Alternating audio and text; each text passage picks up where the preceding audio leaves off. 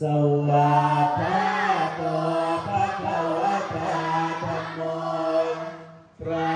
ธรรมเป็นธรรมที่พระผู้มีพระภาคเจ้าตรัสไว้ดีแล้วธัมมังนัมสสามิข้าพระเจ้านมัสการพระธรรม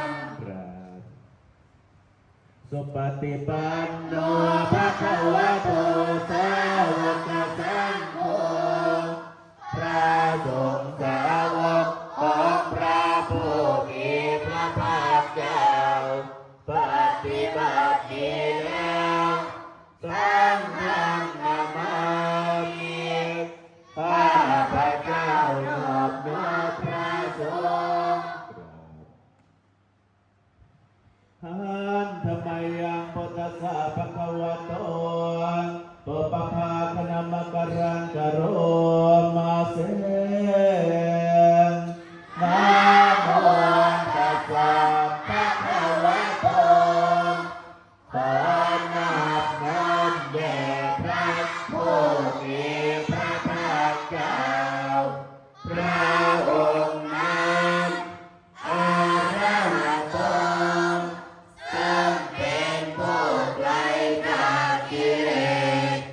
สัมมาสัมพุทธัสสะ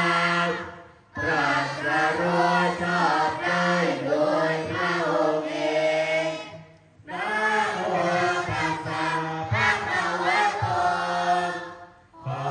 นอบน้อมแด่พระผู้มีพระภาคเจ้าพระองค์นั้นอะระหะโตซึ่งเป็นผู้ไกลจากกิเลสสัมมาสัมพุทธัสสะตรัสรู้ชอบได้โดยพระองค์เองนะโมตัสสะภะคะวะโตขอนอบน้อมแด่พระผู้มีพระภาคเจ้าพระองค์นั้นอะระหะโต